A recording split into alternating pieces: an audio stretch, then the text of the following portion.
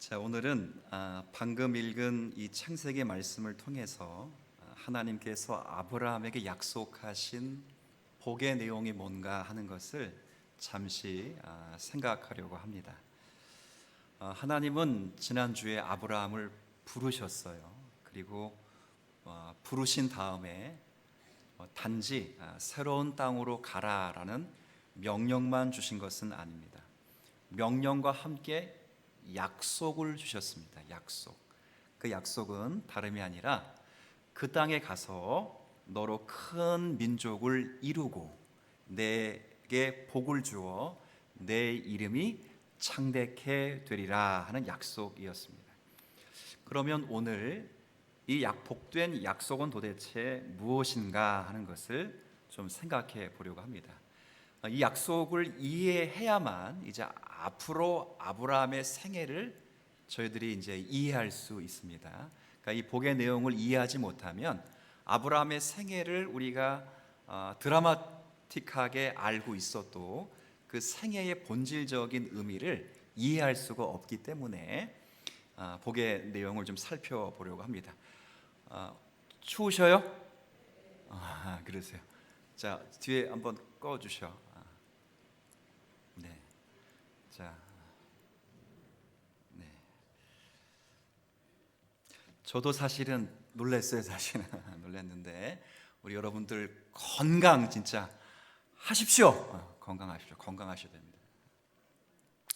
오늘은 이 복의 내용을 좀 소개하기 위해서 세 가지 관점으로 여러분에게 설교를 진행할 거예요. 하나는 아브라함이 받았던 이 복의 실체가 영적이라는 사실을 먼저 여러분에게 설명을 드릴 것이고, 두 번째는 이런 영적인 복을 받았던 아브라함이 이 복된 내용을 가지고 어떻게 이 삶 속에서 살아냈는지, 두 번째는 그의 삶 혹은 영향력을 보게 될 거예요.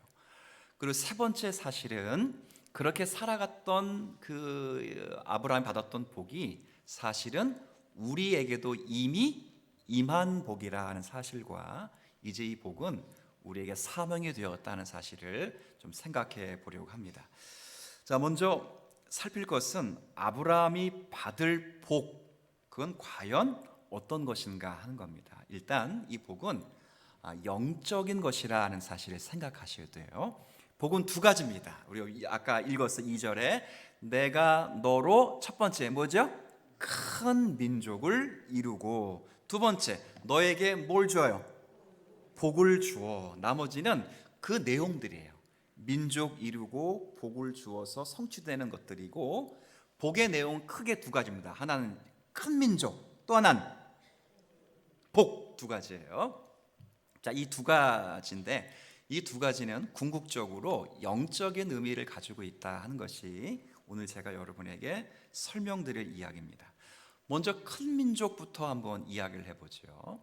큰 민족은 아브라함에게 약속하신 이 민족은 우리가 일단은 민족적이고 혈통적인 의미에서 큰 민족은 아닙니다.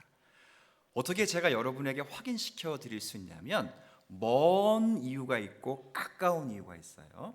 먼 이유부터 아니라는 걸 설명드리면 이 약속의 내용을 받고 이제 수백 년이 흐르면 실제 이스라엘이란 나라가 태동이 됩니다. 그리고 이스라엘 나라가 계속 번성하죠. 번성하다가 어느 시점에 딱 이르게 되면, 특히 솔로몬 시대에 이르게 되면 그 나라가 어떻게 돼요? 둘로 나누어집니다. 나누어지다가 수백 년간 명명을 유지하다가 각각 아수르와 바벨론에게 뭐하죠? 멸망합니다. 만약에 하나님이 아브라함에 약속하신 큰 민족이 실제 민족적인 개념이고 혈통적인 개념이라면 나라가 둘로 나눠서는 안 되고, 더욱이는 망해서도 안 되죠. 이건 하나님이 아브라함이 약속하신 큰 민족이 이것이 민족적이고 혈통적인 물질적인 게 아니라는 것에 대한 반증이에요. 가까운 원인을 한번 드려볼까요? 여러분, 아브라함에게는 이삭이라고 하는 약속의 씨 말고도 또 다른 아들이 있었습니다. 누구죠? 이스마엘이라고 하는 아들이 있었어요.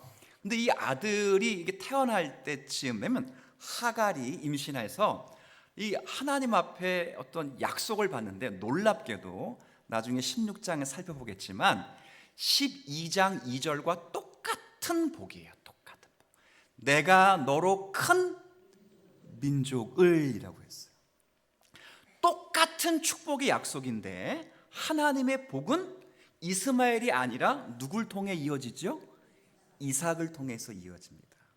그러니 똑같은 복을 이야기했다고 해서, 그렇죠? 이게 큰 민족이 실제적으로 물질적인 민족은 아니라는 사실이 가깝게나 멀리나 드러나게 되어 있습니다. 그래서 성경은 이 큰 민족을 이렇게 설명해요. 로마서 9장을 제가 잠시 한번 설명해 드릴게요. 이스라엘에게서 난 그들이 다 이스라엘이 아니라는 거예요. 민족적인 거 아니라는 거예요. 쭉 건너뛰면 오직 약속의 자녀가 씨로 여김을 얻을지라. 자, 민족적인 게 아니고 약속의 씨예요. 바꿔 말하면 이것은 하나님의 선택받은 백성, 영적 이스라엘. 두 글자로 아주 압축을 하면 두 글자로 뭐예요? 자, 앞자는 교, 뒷자는 회. 시작. 훌륭하십니다. 여하튼 뭐 전 세계 우리 지구상에 우리 교회 교우분들부터는 훌륭한 사람은 아직도 못 봤고 앞으로도 못 볼 것 같아요. 뭐라고요? 교회입니다. 교회입니다. 하나님이 아브라함에게 큰 민족을 이루겠다는 것, 만약에 정말 큰 민족이라면 지금도 이스라엘은 커야 돼요. 근데 지금 이스라엘은 뿔뿔이 흩어지고 아주 명예스럽게 작은 예루살렘 중심으로 해서 작은 국가만 생존되어 있습니다. 하나님이 아브라함에 약속하신 큰 민족은 그게 아니고 영적 이스라엘, 하나님의 선택받은 백성으로 구성된 두 글자. 시작. 자, 아셨어요? 교회입니다. 자, 여러분, 그러면 큰 민족이지요, 저희 여러분들이, 그죠? 그리고 지난주 설교를 한번 더듬어 보세요. 이 민족을 이루시는데 이 민족의 첫 사람이 아브라함이에요. 하나님이 그를 지난주 설교 제목이 뭐였어요? 부르셨다고요. 이 불러주셨다고 하는 것은, 이것은 하나님의 자유로운 주권과 뜻에 의해서 되었다는 거예요. 큰 민족을 어떻게 이루느냐? 교회를 어떻게 이루느냐? 이스라엘, 야곱의 씨에서, 야곱의 혈통으로 태어났기 때문에 교회 회원이 되는 것이 아니라 하나님이 뭐 하셔야 된다고요? 불러주셔야 돼요. 자유로운 주권과 자유로우신 하나님의 섭리의 사랑에 근거해서 그 백성을 불러야 큰 민족 교회의 회원이 되는 줄로 믿어요. 어디서 확인됩니까? 이삭의 아들들로 확인되죠. 이삭의 아들이 두 명이 있었어요. 야곱과 에서가 있죠. 근데 성경은 놀랍게 야곱은 선택하시고 에서는 버렸다고요. 무엇에 근거합니까? 둘이 다 뭐예요? 둘 다 쌍둥이라고요.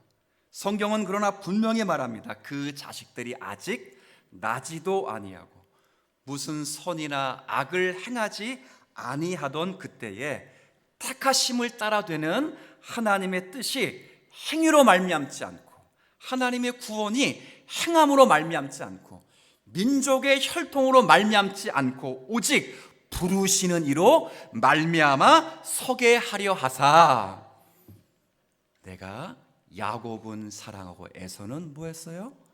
미워했다는 거예요. 여러분, 그거입니다.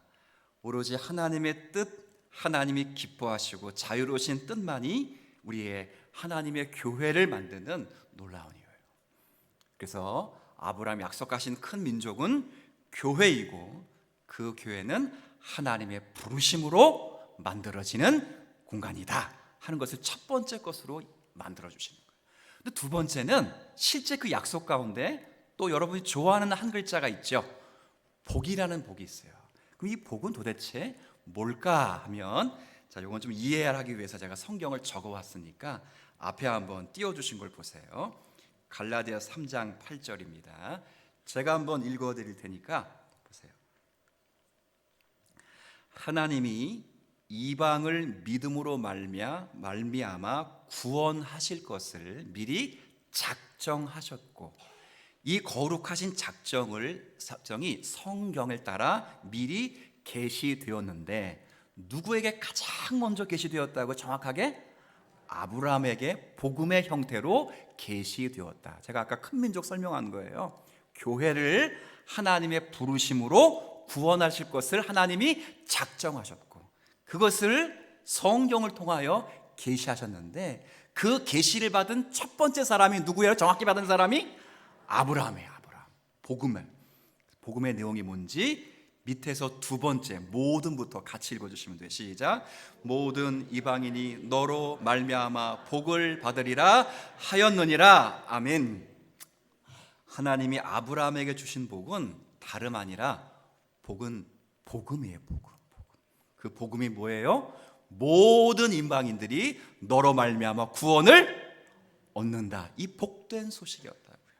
그래서 여러분, 그 예수님이 요한복음 8장에 보면 유대인들에게 아브라함 이야기를 하지요. 바리새인들에게 아브라함 이야기합니다. 근데 아브라함을 이야기하면서 뭐라고 얘기하냐면, 아브라함은 나의 때 될 것을 즐거워하다가 보고 뭐 했어요? 기뻐하였다라는 표현이 나와요. 근데 유대인들이 이 이야기를 듣고 다 펄쩍 뛰죠. 당신 나이가 50도 안 돼 보이는데 아브라함은 지금부터 2000년 전의 사람이니 네가 2000살이 넘었다는 이야기냐? 라고 하면서 이 예수님에게 실문을 합니다.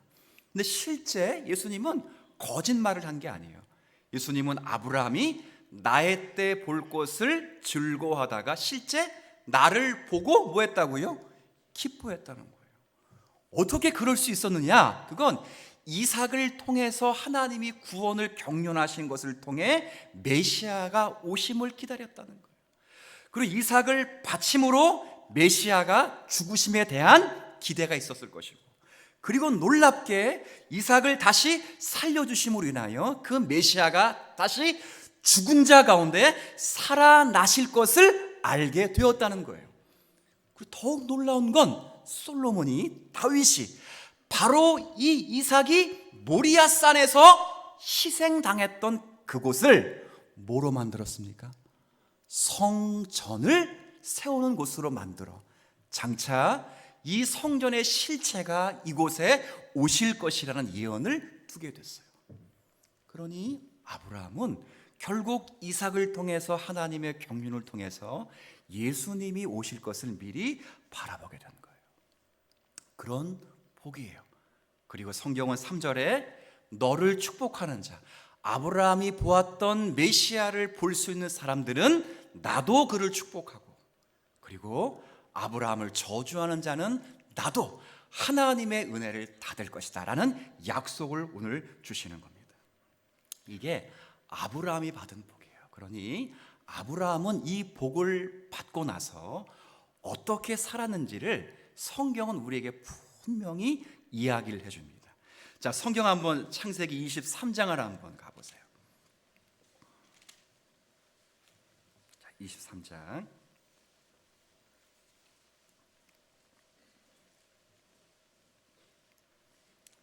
제가 1절부터 쭉 읽어 드릴 텐데 같이 한번 읽읍시다. 그런 부분은 같이 읽으시면 돼요. 자, 23장 1절입니다.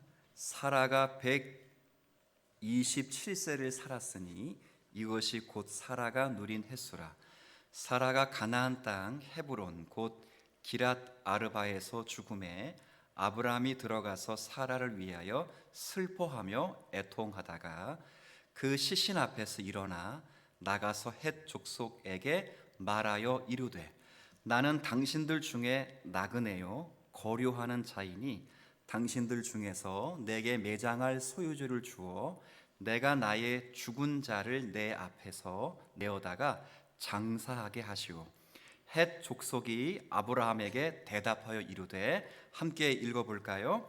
내 주여 들으소서. 당신은 우리 가운데 있는 하나님이 세우신 지도자이시니 우리 묘실 중에서 좋은 것을 택하여 당신의 죽은 자를 장사하소서.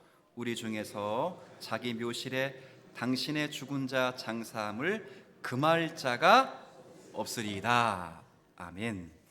여러분, 이 내용은 약간 슬픈 내용입니다. 아브라함이 이 살의 인생 말년에 아내가 죽었어요. 근데 이 아내가 죽은 것에 슬퍼하면서 이제 장례를 치러야 되기 위해서 매장지를 구하는 장면이에요. 근데 여기서 우리가 조금 주목해야 될 것은 아브라함이 가나안 땅을 약속받았어요. 그리고 가나안 땅을 약속받아 그 땅에 오랜 기간 동안 머물렀음에도 불구하고 하나 주목할 것은 아내를 매장할 만한 땅 한떼기조차도 없었다는 거예요. 참 놀라운 일이에요. 분명히 하나님 말씀하셨죠. 창세기 12장에 내가 너에게 보여줄 땅으로 가라.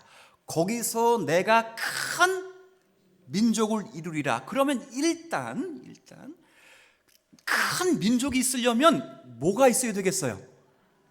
땅이 있어야 되죠. 땅. 생각해 보세요. 이렇게 많은 성도들이 동시에 예배를 드리려면 뭐가 있어야 돼요? 마음만 있으면 돼요? 마음만 있으면 어떻게 예배를 드려요? 장소가 있어야 되죠. 장소가. 큰 민족이 있으려면 땅이 있어야 된다고요. 근데 너무 애석한 것은 아내를 매장할 땅 한떼기조차 없었다는 거예요. 참 재밌습니다. 왜 그랬을까? 4절에 답이 있어요. 답이.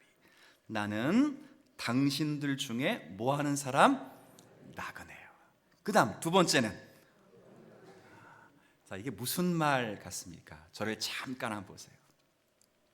아브라함은 이제서 이해하며 살았다는 거예요.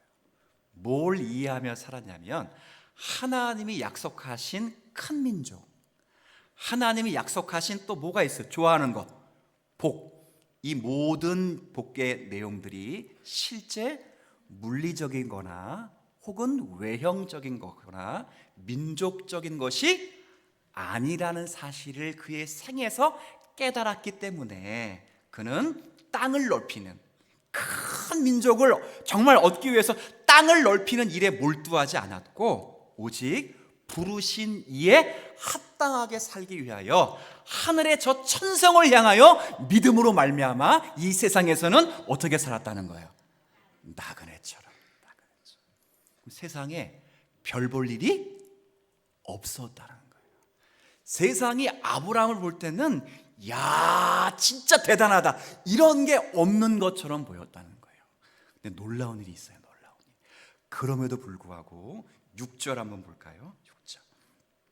자, 이 사람들이 아브라함을 어떻게 부르는지, 자, 뭐라고 불러요? 내 주님이라고 그러죠. My Lord라고 돼 있어. 나의 주인, 나의 주님. 그리고 당신은 우리 가운데 있는 하나님이 세우신 뭐라고요? 지도자랍니다. 지도자. 아브라함은 정착하지 않고 이리저리 떠돌아다니며 별로 신통한 것이 없어 보여요. 그런 삶을 살았습니다. 스스로 자신의 삶을 나그네라는 삶이라고 고백했어요. 근데 아브라함을 지켜보는 이방인들, 특히 헷 족속은 아브라함을 그렇게 평가하지 않아요. 하나님의 지도자입니다. 아브라함의 삶은 외형적으로 보면 아무 소용없는 떠돌이와 같은 이방인 같은 삶을 살았지만 하나님의 사람은, 세상 사람들이 볼 때 그 사람은 하나님의 지혜로움과 하나님의 인도하심을 따라 살아가는 하나님의 지도자로 봤다는 거예요. 그가 비록 정처 없이 떠돌아다니는 별 볼 일 없는 사람처럼 보였을지라도 이방인은 그 사람이 하나님의 통치를 받고 있구나 라고 분명하게 깨달았어요. 아, 저 사람은 하나님의 복을 받은 사람이구나. 아, 저 사람은 하나님의 통치를 받는 사람이구나. 아, 그러니 우리가 함부로 해서는 안 되겠구나. 그런 증거와 존경을 가지고 살았다는 거예요. 왜 그랬을까요? 아브라함이 하나님께로부터 뭘 받았기 때문에? 복을 받았어요. 복. 이 복은 물리적인 복이 아니에요. 장차 교회가 되는 거예요. 예수 그리스도를 믿어 구원함을 얻게 되는 놀라운 구원의 은총이에요. 이 복을 알고 살았기 때문에 하나님은 아브라함을 통해서 놀라운 은혜와 은총을 허락해 주십니다. 오늘 우리가 이 말씀을 통해 다시 한번 생각해야 될 것이 하나가 있습니다. 이게 가장 중요합니다. 그가 무슨 복을 받았고 그 복 때문에 그가 하나님의 지도자, 세상에선 정말 땅 한떼기조차 없는 초라한 삶을 살았지만 그러나 영적인 복 때문에 하나님의 지도자와 같은 삶을 살아왔을지라도 이제 우리와 무슨 연관이 있는 사실을 다음에 생각하셔야 돼요. 제가 설교 서두에 그런 말씀을 드렸습니다. 아브라함이 받은 복은 이미 우리가 받았다고 말했어요. 받았다. 제가 한번 그냥 구두로 한번 설명드릴 테니까 한번 해보세요. 마태복음 16장 16절 여러분이 잘 아시는 말씀이죠. 베드로의 신앙 고백이 나옵니다. 주는 그리스도시요 살아계신 하나님의 아들이십니다. 놀라운 고백을 했어요. 이때 예수님이 고백을 흡족히 받으신 후에 그의 이름을 베드로라고 계명하시면서 이 신앙 고백 이후에 내 교회를 세우시겠다라고 약속하셔요. 똑같은 약속입니다. 그 약속을 하시면서 일단 음부의 권세가 교회를 이기지 못할 것이다 라고 말씀하시고, 두 번째는 천국 열쇠를 주셔요. 그리고 뭐라고 말씀하시냐, 네가 땅에서 매면 하늘에서도 매일 것이요. 제가 선창을 할게요. 너가 땅에서 풀면, 아멘. 다시, 땅에서 거꾸로 풀면, 땅에서 매면, 오늘 읽은 복이에요. 아까 3절에 읽었지요. 너를 축복하는 자를 내가 축복하고, 너를 저주하는 자를 내가 뭐 하시겠다고요? 저주하시겠다. 똑같은 약속이에요. 아브라함이 자신의 생애를 사는 동안 그를 만나는 모든 사람과 그의 삶을 지켜보는 모든 사람들 앞에서 하나님이 누구이신가 증언되는 삶을 살아서 그를 축복하는 모든 사람들이 다 구원의 은혜를 받았던 것처럼 이제 우리 또한 하나님이 어떤 분이신가를 이 세상에서 계시하신 예수 그리스도를 축복함으로 말미암아 우리는 하나님의 자녀가 되고 교회가 되는 은혜를 누린 거예요. 우리는 예수 그리스도는 하나님이시요 살아계신 하나님의 아들로서 우리를 위하여 죽으시고 부활하신 우리의 구원자 되십니다 라는 고백 위에 굳건히 서 있습니다. 그리고 더 놀라운 것은 이제 아브라함이 받은 복과 같이 이제 우리 또한 교회잖아요. 큰 민족이 되었잖아요. 교회를 축복하는 자들은 하나님이 축복하시겠다는 약속이 여전히 우리에게 남아 있습니다.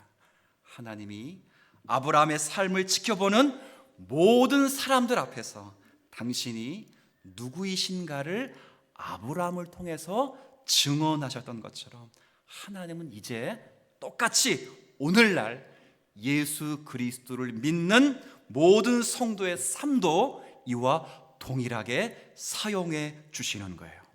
하나님이 아브라함을 통해 일하셨듯이 이제 우리를 통해 온 세상이 복을 받도록 하십니다. 이것이 교회가 받은 축복이며 사명이에요.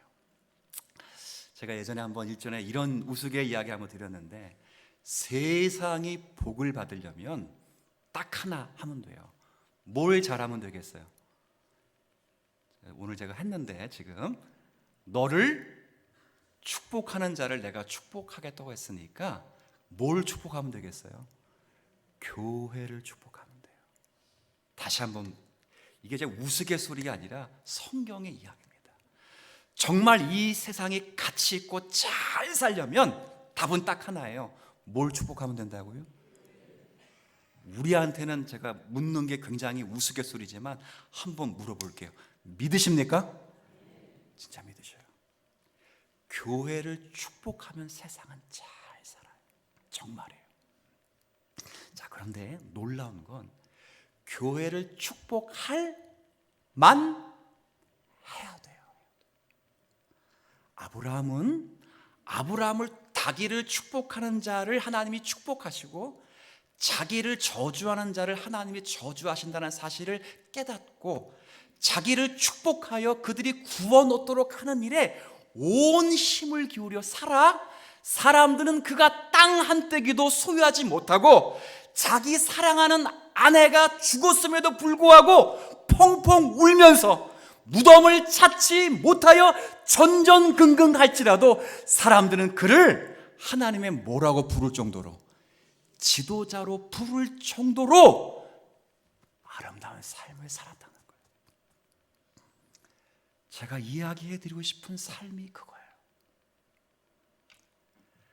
아브라함이 받은 복이 교회요, 그리고 그리스도 예수 안에서 하나님의 자녀가 되는 복이었다면, 그러면 이 교회는 이미 그리스도 예수 안에서 이방인과 유대인 합쳐서 함께 보편교회를 이루며 살아가고 있어요. 그래, 이제는 세상은 교회를 편들어 하나님의 구원의 복을 누릴 수 있도록 하나님이 창구를 열어주셨다면, 이제 저와 여러분들은 어느 곳에 계시나 무슨 일을 하거나 여러분의 존재와 저와 여러분의 판단과 저와 여러분의 결정과 저와 여러분의 선택은 모든 사람들에게 물음표가 되어줄 줄 믿어요. 왜 저 사람은 저런 결정을 하는 것일까? 왜 저 사람은 특별히 이런 생각을 하게 된 것일까? 그 사람들에게 신선한 충격을 주어야 돼요. 그리고 그 생각의 배후에 물질이 있는 것이 아니라, 그 생각의 배후에 명예가 있는 것이 아니라, 그 생각의 배후에 하나님이 계시다는 사실을 우리가 증언할 수 있는 성도들이 되었으면 좋겠어요. 그럴 때, 우리를 축복할 때 하나님이 그들을 뭐 하신다고요? 구원하시는 거예요.